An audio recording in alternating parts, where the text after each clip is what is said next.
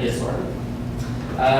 So the road to the cloud, this whole presentation was written by me and Vincent Bernard, which is our solution architect on our side, and it was really to talk about the cloud more from a general perspective, because we've been talking to a lot of people in the community, and we were telling them, you know, especially about the cloud, we're saying, have you tried Sitecore Pass? Have you tried even the old Sitecore Azure module, the old one before the new web apps? And most of them were like, no, not yet.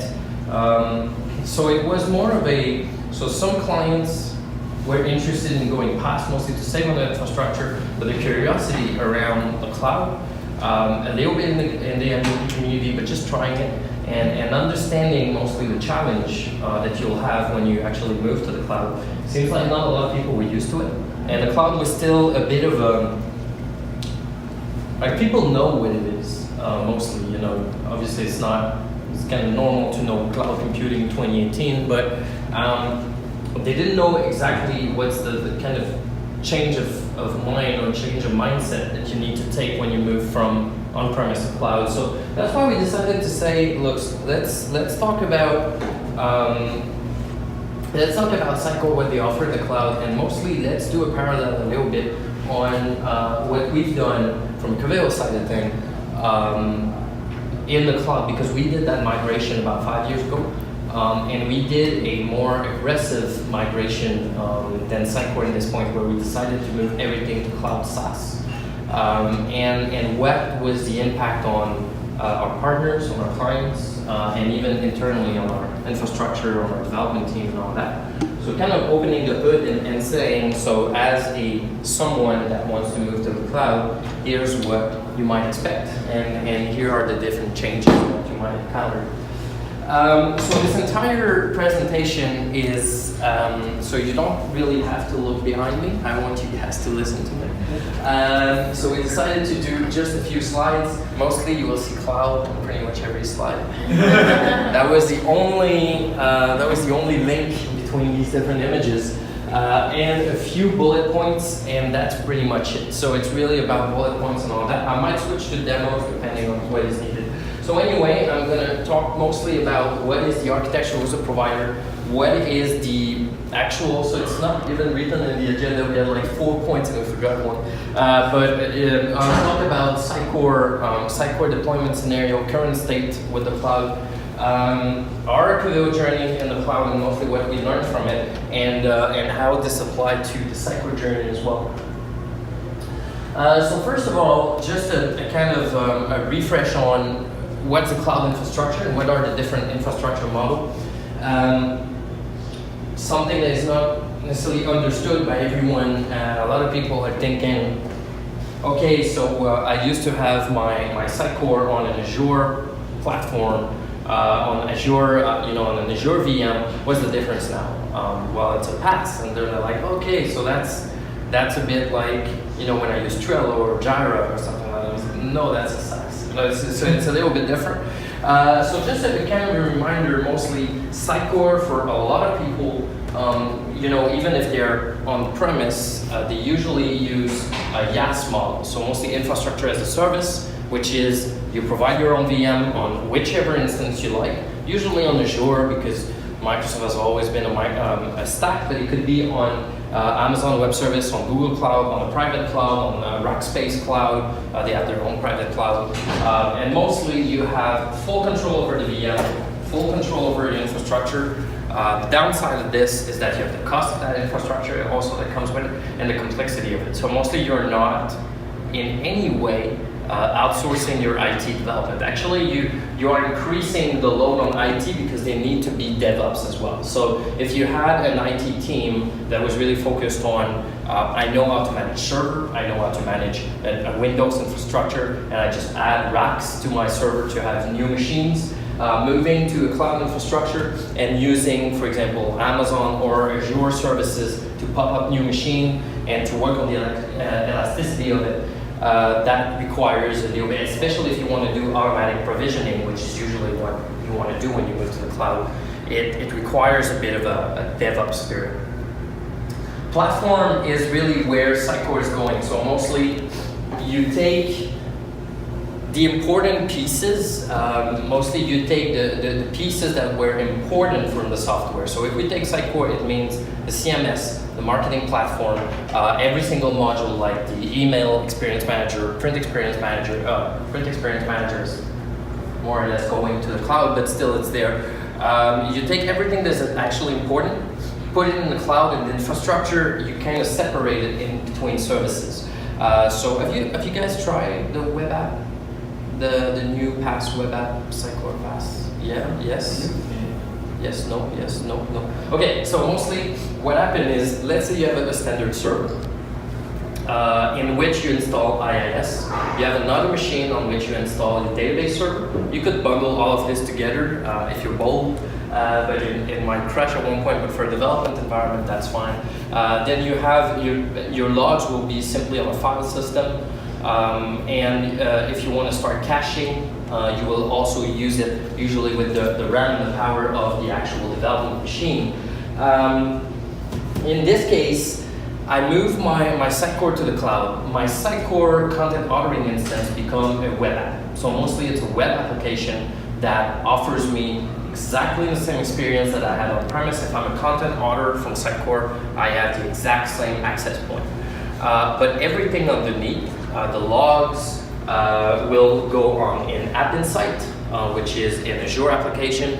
My database server will be into any kind of service I want, usually Azure SQL Server if you take the installation by default. My caching will be managed by Redis Cache, which will allow me to actually scale that caching, and et cetera, My search, which was Lucene on-premise, so a local installation on-premise, and now Solar, if you're using Sitecore 9, will become Azure Search, so another Azure service, or Solar on Azure, and that's pretty much your choice. So you separate everything into smaller entity, and you manage each one of them as applications. So that's why we call that web app mostly. And you have the full, what the cloud gives is the ability for each of these services to actually scale it the way you want. So it offers you that flexibility where instead of the infrastructure here where I needed to understand DevOps principle, where I needed to know how to provision machine automatically and all that, since I'm separating my infrastructure and I use a platform, a kind of platform provider as my infrastructure provider, I have in Azure, for example, already all the tools to create that kind of elasticity to actually increase or decrease the amount of machines that are powering my solution, the amount of SQL server, all that kind of thing. So that's the big advantage. The drawback of this is that it usually, if you manage your infrastructure really well, the PaaS solution can be a little bit more costly. But apart from that, there's pretty much just advantages of that platform, and what's the big gift from Sitecore? Yeah. So when I speak to larger clients about the platform as a service model, yeah.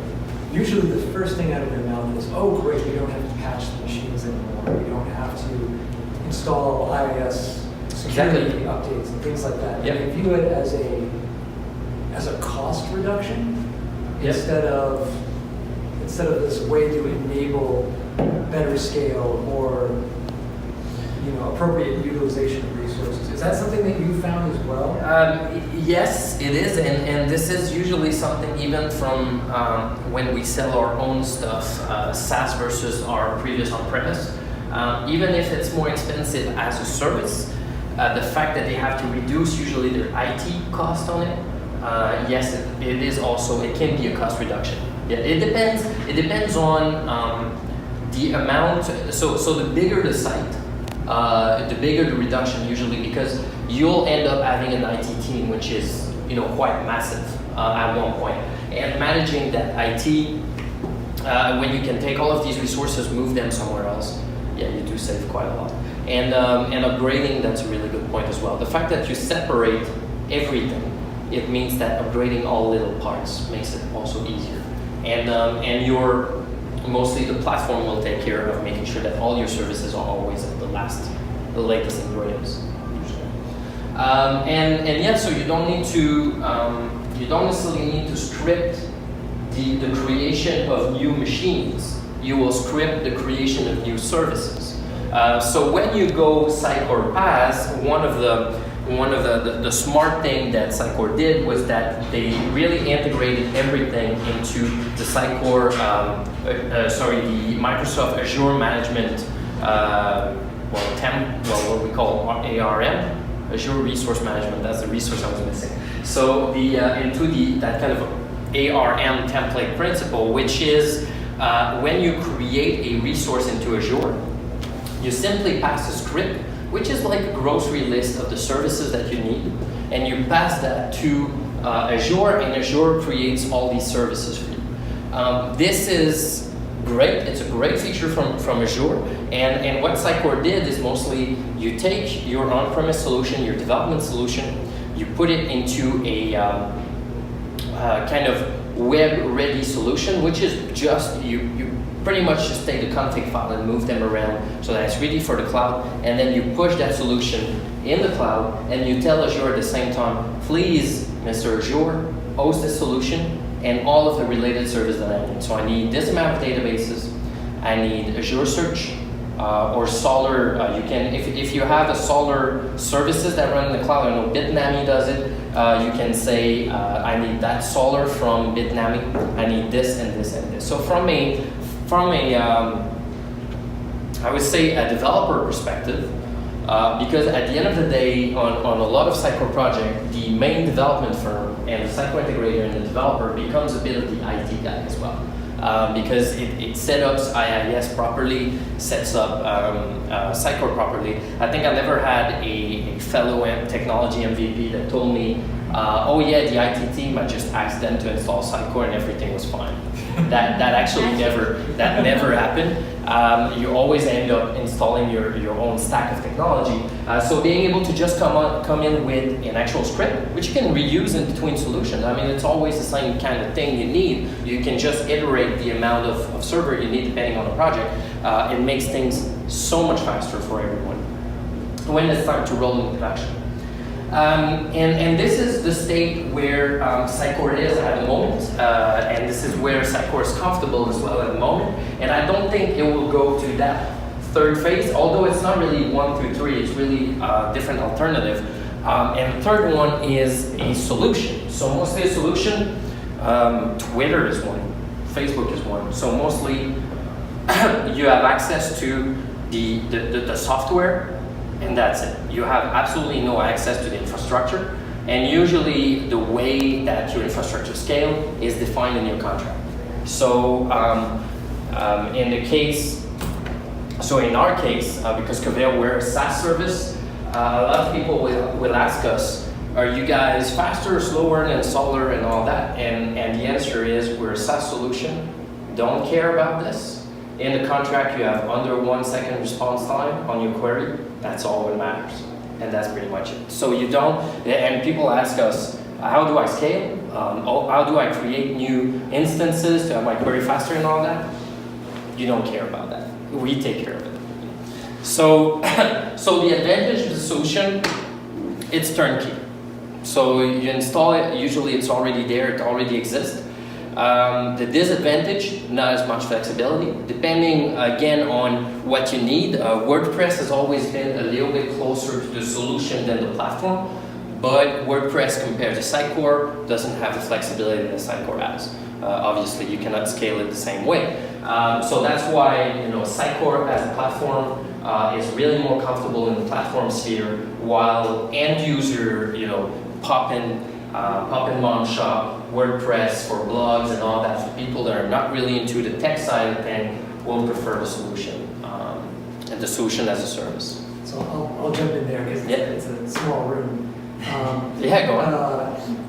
One of the interesting things I've found is how hard it is for customers to grasp that platform as a solution model, because it means variable costs for them. So a solution is easy, right? It's X number of dollars per month. They know how to budget that usually. Once they figure out the service level they need. Infrastructure as a service, I buy machines, right? The machine costs this much, and they buy it at the start and they just roll with it. And I find that the platform as a service, where you can scale up and scale down, has really baffled a lot of our customers because they don't know how to budget for it, procure it, and figure out how much does this actually mean. Yeah, but more and more, that's a good point, and that's true. Actually, I would get there, when I say the change of mindset when you move from a server to a service. But the thing is that more and more in all of these, because I'm not talking about this one yet, but in all of these three, you'll move to an actual subscription model where it's not always a fixed cost. So even, infrastructure as a service, I would say even internally, Coveo, we use, don't know if I'm supposed to say it, but we're one of the top clients of Amazon in Canada, Amazon Web Service, and our costs are always flexible. Because when we power a machine, a VM, we don't want to pay a fixed cost because we always end up losing at the very end. We have a machine that will spawn, that will be limited to what we need, and then when it's no longer needed, we kill it and we create a new one. If we need a bigger machine, we spawn it, we kill it. So our costs are actually quite variable even from an infrastructure perspective. Even though you buy a VM, at one point the processing power that you will need, there's a point where you will think, oh shit, I need more because I'm in a peak time. You'll have to scale your machine anyway and it will cost you more. So yes, but I think as we progress more and more into the cloud, these, Amazon, Azure, and Google Cloud, they will start, even these infrastructure, the cost will start to vary quite a lot. And if you manage your infrastructure properly, you will save a lot of money. But if you don't, that's where it's going to cost you a lot. And I think a lot of clients, of users of the cloud, they will have to do that change of mindset, and it's really an accounting problem. Yeah. And we have some clients that are not buying the solution from Coveo because their accounting need an actual asset that they can have. And buying a subscription is not sufficient for them. They need to have something. Capital expenditures. Right. An expenditure. There you go. They appreciate some things, right? Exactly. So, and this is gonna get more and more problematic. But I would say that the difference between the situation we were in 5 years ago compared to what we are now, the amount of clients that are now, yes, we understand how the cloud works, we understand that it's subscription, we understand it's variable cost, and we're ready for it. We're seeing it more and more. But we're still seeing tough clients who are asking us, are you guys still on premise? I'm like, nope. but and that's why, Sitecore in a moment, and you'll correct me if I'm wrong, but I had some discussion with a lot of people at Sitecore, and there's no clear plan to actually move people to the cloud. So you choose whatever you want. You prefer on-premise, you go on-premise. Prefer on the cloud, you go on the cloud. So in this case, they have the good end of the stick, I would say. And then that first line, I added this one actually recently because it's something that's not that well known, but I think it will become more and more interesting, especially with Sitecore announcing Cortex. It might be a good idea to start using what we call FAS, so function as a service, or I call it code as a service. This one, I think it's called Azure Function in Azure, in Amazon Web Services, Amazon Lambda. It's mostly a piece of code that runs in the cloud. So you simply call that code, you send your input, it returns an output, charge you for it, and that's it. So mostly, instead of adding your code that you host yourself, there is some code somewhere in the cloud and you use it when needed. It's almost like a hosted web service. Exactly. So it started, people started saying it's a serverless application as well. So being able even to run, you could use Lambda forever and run a full website in Amazon Web Service just with Lambda. I think our friend earlier with the yoga thing, I think that's what he's using. But yeah, so because he was like, yeah, our site is in Amazon Web Service. He was not really sure, but I'm pretty sure the entire infrastructure of the site is running, actually, is just a set of functions. And they're just paying monthly for these functions to run. So serverless architecture. All right, so actually I spent way more time than I thought on this slide. So the main provider, I named them already, AWS, Azure, and Google. As of 2017, I couldn't find new data in 2018. Amazon is still the king, but the three of them are offering the exact same services. So they're offering IaaS, which is VM. They're offering a web app platform. They're offering well-hosted solution, and they're offering all their kind of little functions. So as I said, Azure Function, Lambda, machine learning, all these kind of things, they're all offering it. So whichever you go to, it's pretty much the same thing. They all offer Windows and Linux environment. Even Azure offers Linux. There was that thought, and actually we believed in it as well, that the Linux environment will always be cheaper than a Windows environment. It is false. And a lot of people will always think, go Linux, it's always cheaper. I think what happened is that a lot of people who went Linux didn't do that much with it. I think that they always kept it to small environment and all that. But when you start scaling, a file server on Azure and on Linux is pretty much the same cost. The web server is pretty much the same cost. We saw like a yearly cost for a file server of several terabytes, where it was about $33,000 on a Windows machine and about $30,000 on a Linux machine. So it's not, some people said it's half the cost and all that. It's nowhere near that. So stick to the technology of your choice. It's not that much, you don't save that much with Linux. The cost between the three, pretty much the same, and whichever relationship you got with any of these three, you'll get the best quote anyway. So if you are a Microsoft client, you will have these MSDN credits and these Microsoft credit. So you'll have Azure almost for free for a few years. So it really depends on whichever you prefer. But they're pretty much all equal now, to be honest. And as of 2017, Amazon Web Service has about 47% of the market. Azure is at just over 10%, Google about 3%, and the rest, because this doesn't equal to 100, the rest are private clouds and other provider.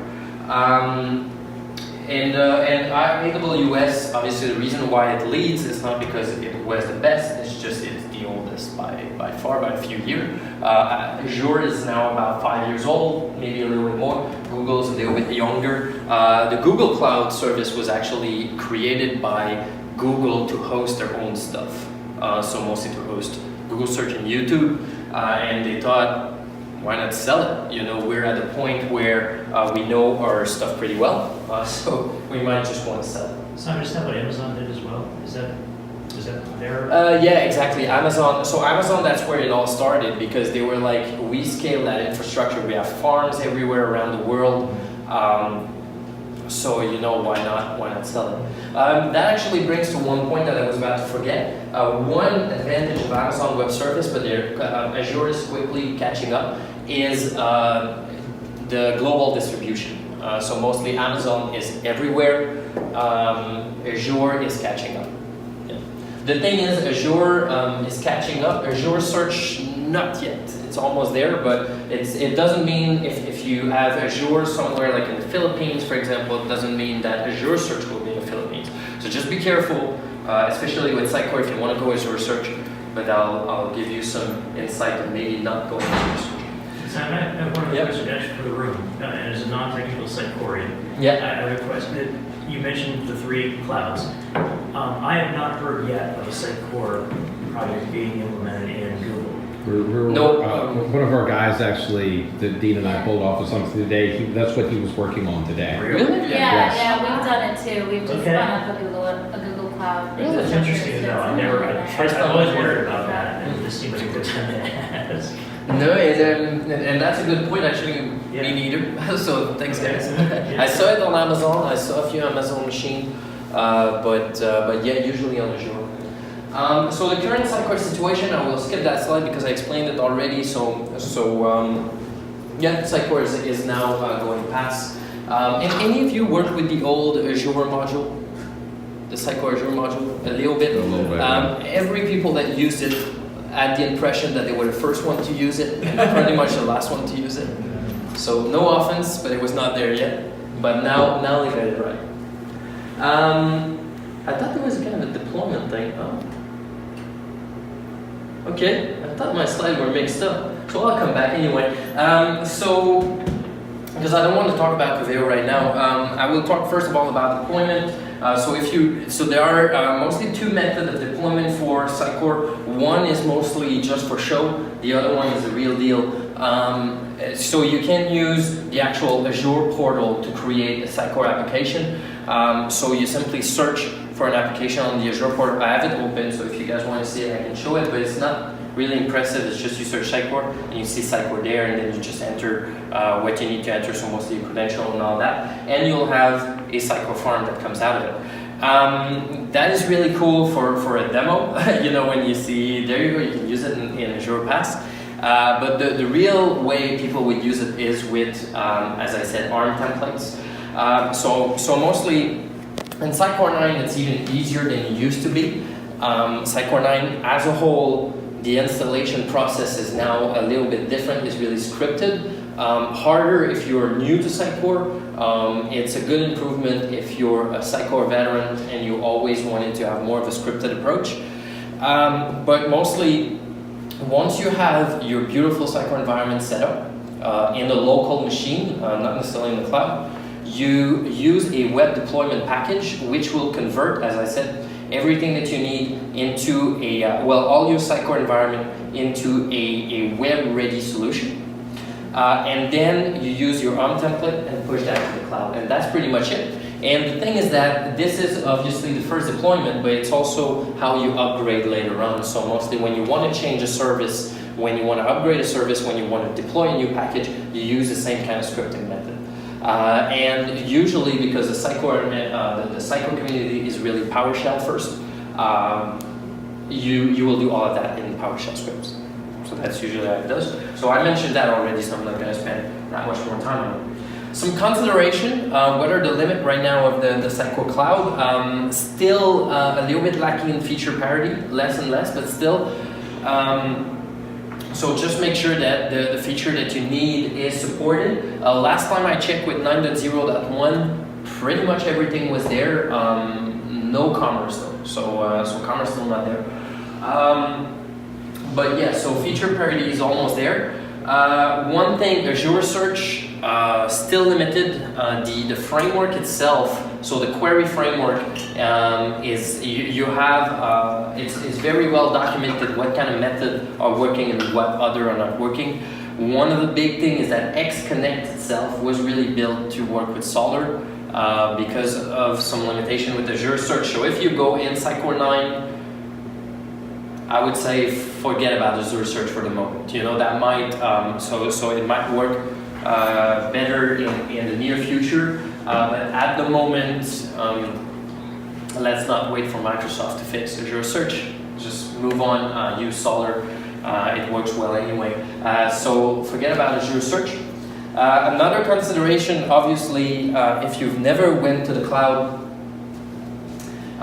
when you move to Sitecore Azure Pass, take the time to think about the fact that it's now DevOps. So you know, the fact that you were managing machines, and that if you needed to scale, you simply had to, you know, scale up the machine. Now you'll have to pay for everything. The moment you scale up, you'll have to pay. So take that into account when you move to the cloud. But we mentioned that already.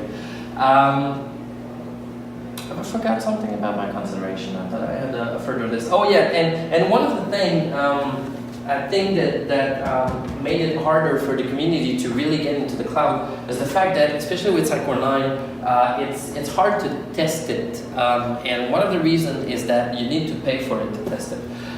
So with Sitecore 8, the subscription model, you could use the kind of free trial of Azure. So when you create a trial account in Azure, you can just put a Gmail address, just put a credit card, and you get, I think you get $150 in credit, which will get you going for a few days, a few weeks. So you could try Sitecore Cloud whether through any of the deployment model you wanted.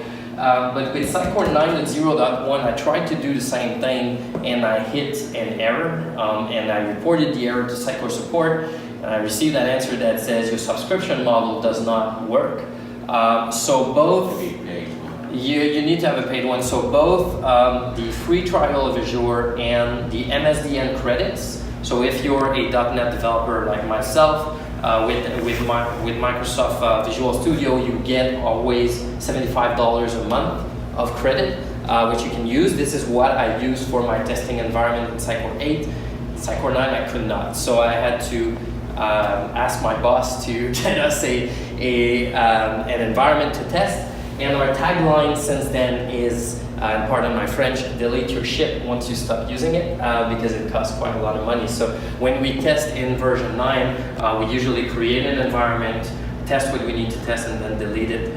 Because in Azure, we haven't found a way to really stop every single web app, because of course it still uses storage, your database server and all that will drain your credit. Which means that if you think, I will create my development environment in Azure using PaaS, and then I will keep it there for further development in the future, it will cost you money. The moment it's asleep, it will still cost you money. So I found so we had just a database server. Sitecore is not even there anymore. We forgot to delete the database server, and after about 2 months, we had $400 to pay to Azure to renew our contract. So, these are kind of surprises that you don't really like. So I would say one of the considerations, especially with Sitecore 9, think that you will have to do all of your development mostly on premise if you don't want to pay anything. And the cloud is really for a production environment. It's really when you're ready. So I would say this is one of the things that I'm a little bit disappointed on, but I hope they will fix it. As for a showstopper,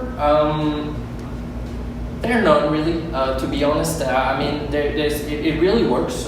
It works well. It's pretty much the same. It's the same experience that you'll get from Sitecore, from on-premise to Sitecore PaaS. I would say right now the showstopper is really commerce. It's commerce. And I'm also a little bit worried because I've worked with the new Sitecore Experience Commerce. I was privileged to be on a few POC where we installed it in some client's environment, and it's quite. I mean, it's a big infrastructure. There's a lot of stuff on it, and it's hard to know how much it will cost in Azure PaaS. So I'm still waiting for commerce to be out there and to see how much it will cost a standard deployment, because commerce sites by definition usually are more demanding than standard website. Although there are some Sitecore websites that have a massive infrastructure, but we'll see how it goes. So that's one. If I had to put something in my showstopper list, I would say, let's see about commerce. I'm waiting in the next few months to see how it's going to be. And now looking back, and this is where I will talk a little bit about the Coveo story, because it will impact a little bit the Sitecore story, especially since. So I finished a little bit by saying Sitecore Commerce. We'll see how much it will cost, and also Cortex is coming. So you guys know about Cortex? It's not the first time. You obviously know, but yeah, you heard about it. I think that's why you're seeing the big infrastructure actually, because the new version of Sitecore is meant to collect a ton of data. So once Cortex really settles on here, it's going to be able to start pulling out patterns and data and huge amounts of data and start getting results right away. I think that's why that's occurring. And that makes a lot of sense, because with Cortex, it's machine learning, and machine learning is heavy processing by definition. So this is where I'm wondering,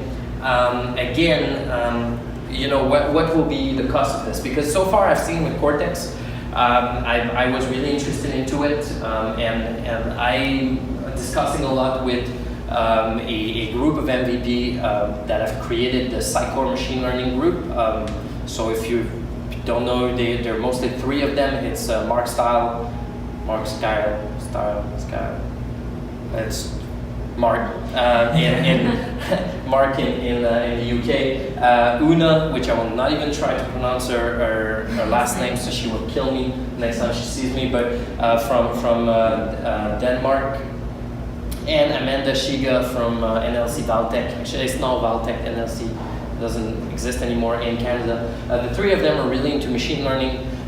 They tried several stuff before. Actually, Cortex not there yet, but they tried a lot of stuff with machine learning in Sitecore, and they were extremely excited because Cortex pretty much takes care of the entire plumbing. As you said, it inputs data, output data. So with the new X-Connect that has been released in Sitecore 9, it will be much easier to plug in data, push data to Sitecore, and retrieve the data as well. And Cortex just come and plug to X-Connect automatically and make sure that all the data is input and it's output to pretty much any destination that you want. So one thing that you want to do, for example, is learn from crowd behavior and then start tagging your user or your content based on that crowd behavior, which is awesome, because one of the problem currently with, for example, with Sitecore XDB, or not really a problem, but kind of a limitation or a repeating issue, was that it was a really powerful tool, but when you put it in the hands of digital strategists, they always get to the point where they're like, okay, so now we need to tag our content. We need to create persona, and we need to start tagging our content and tagging our users. And then they're like, yeah, we'll do that tomorrow.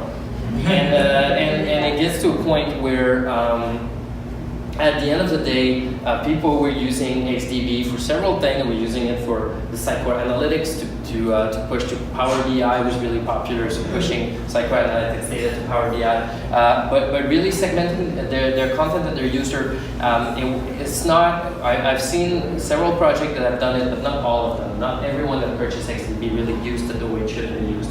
And machine learning can make sure that you automate this, and instead of being just a bunch of, a marketing team that decide, okay, what are our persona and all that, you will actually base yourself on crowd behavior, which I think is the way of the future.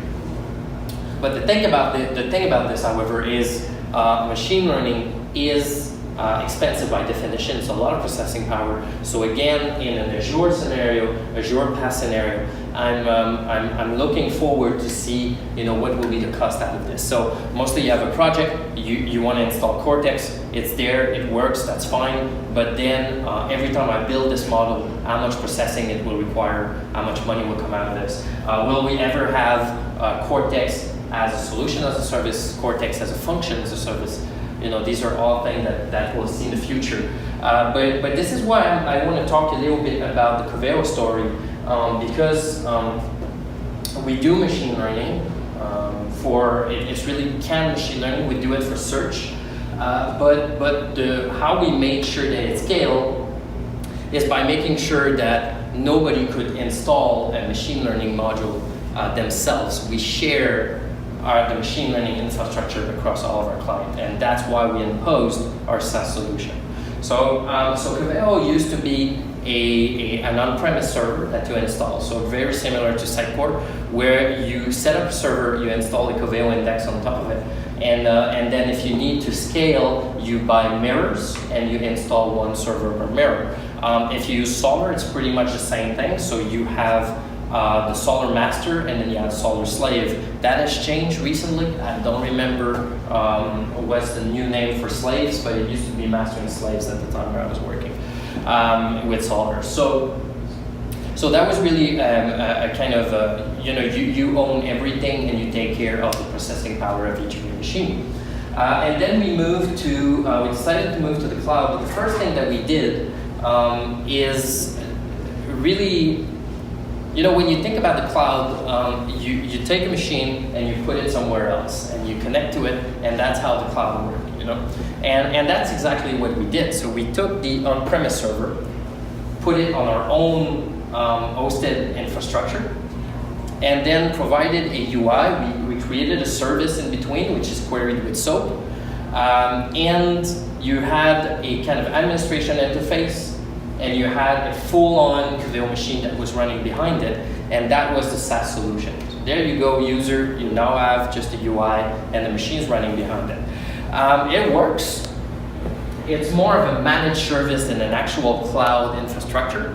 But the big limitation of this is that the infrastructure, the way it was built on premise, was that every single index has its own, it had its connector framework, it had a security cache for security management in the index, it had its own UI framework and query response framework, it had its own analytics data, and all that kind of thing. So everything was bundled up. So every time we created a machine for a new customer, it was a full-on machine that was running standalone. So it means that for the end user, for us, it was costly. For the end user, it was not possible to offer a cost of scale, so mostly a discount of scale, because at one point, when you start scaling up your cloud infrastructure for multiple clients, you can save on resources. You know, that's economy of scale. It's just basic economics, I would say.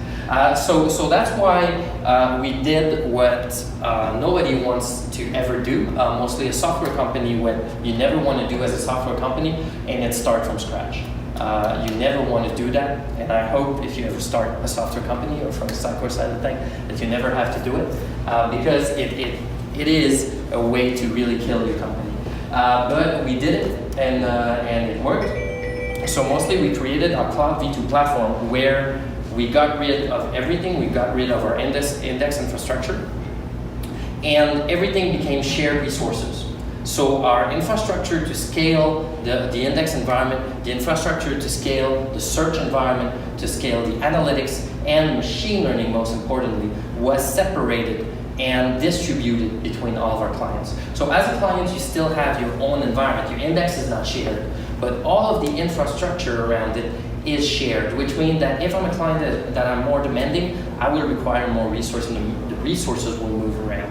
Which means that now it's absolutely impossible to install a local version of Coveo Cloud on your infrastructure, because it's a set of microservices that are spread around the entire Amazon ecosystem. And in this, we have also some connection to function as a service, so Amazon Lambda, which means that some of our process are not even our own, they're actual code in the cloud that we call when needed. So we really created a full team of cloud operations specialists, DevOps, so cloud ops and DevOps, and this little team of people, they take care of our entire cloud infrastructure. Which at the time we needed almost one resource per server, to do that kind of managed services. And this is how we offer machine learning as a scale. And so that's pretty much what I had to say about Coveo. And this is why I'm asking myself questions, especially as a product manager, on what will be if Sitecore, obviously Sitecore will stay a platform as a service, but wondering if these additional modules like Cortex or even some part of commerce or something like that in the near future, if they will not start to invest a little bit more on solution as a service, so that they can kind of scale these costs and reduce the cost for the end user. So that's pretty much how I end this. We're already starting to see that from Sitecore as well. The publishing service is a great example. That's one example. A very specific service that they said, you know what, it doesn't need to run with everything else in the stack. It has a very specific job. Exactly. And it could be abstracted away from the rest of the platform. There you go. So that's one of the things, will we see that? So will we start seeing pieces of Sitecore that will be managed by Sitecore, in Azure or in any other? I guess it will be Azure. I don't know. We'll see how it goes. So on this, closing just on a few resources if you want to know more, a little bit about the cloud. There are about 100 different blogs and videos about Sitecore Cloud, but these four, actually this one here is not even about Sitecore, but these are the ones that really helped me to get a little bit further with Sitecore Cloud. The first one by Charlie Turano, part 5 of a series of blog posts on Sitecore deployment on Azure. I don't remember what part 5 was so important, but there was something really important in it. Rob Abrakin from Blue Green Deployment on Azure, so really using these scripts, using these deployment ARM template and ARM deployment on Azure to push these your resources and to do your continuous deployment and continuous integration into Azure. Same thing with Bas. Bas, who's the mad scientist in Europe, working with Acmea. Zero downtime deployment with Sitecore and Azure, which is absolutely awesome, the way he does it. And finally, a little article by Guillaume Boisvert on where I got the custom server ownership on-premise versus IaaS, and also the cost comparison between the different machines. So a really, really thorough blog. I would say go and read it. And that's pretty much it. So that was the core of this presentation. Any question, any comments?